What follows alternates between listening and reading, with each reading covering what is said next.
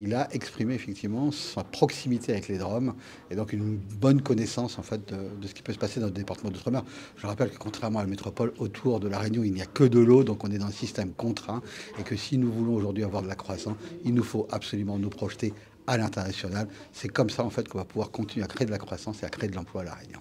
Vous savez que beaucoup de secteurs aujourd'hui en fait sont en difficulté. Certains sortent leur épingle du jeu. Le secrétaire général de la FRBTP l'a bien exprimé. En fait, on retrouve encore là beaucoup de difficultés sur le BTP, à la fois sur la construction, puisqu'on a un problème de chiffre d'affaires, mais aussi de difficultés à avoir des ressources et en parallèle de licenciés.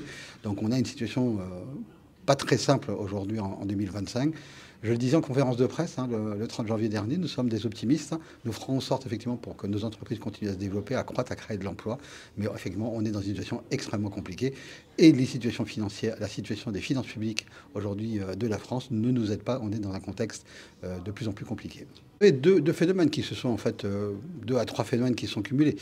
D'abord, le premier phénomène, c'est que tout le monde espérait qu'après Covid, en fait, l'activité retrouve son activité de 2019 comme s'il ne s'était rien passé. Ben, ce n'est pas du tout ça qui s'est passé. Donc effectivement, on a aujourd'hui des secteurs qui sont en extrême difficulté pour conquérir des clients.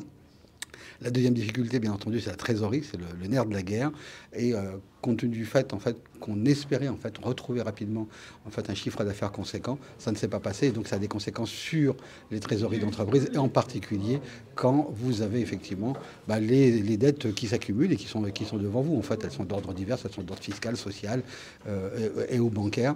Et il faut retrouver du souple et ça, c'est le plus compliqué aujourd'hui. Il faut trouver effectivement aujourd'hui des secteurs qui permettent d'aller de l'avant pour créer de l'emploi, aider les secteurs qui sont aujourd'hui en difficulté, et il y en a un nombre, et surtout trouver des sources de financement, que ce soit des financements au titre aujourd'hui des collectivités, au travers du FEDER par exemple pour les investissements, au travers du délai de paiement des collectivités, et la DRFIP le disait tout à l'heure, il y a eu beaucoup d'améliorations sur le sujet, mais il y a encore des progrès ensuite à faire, et puis surtout trouver des débouchés pour nos marchés, quoi, en fait.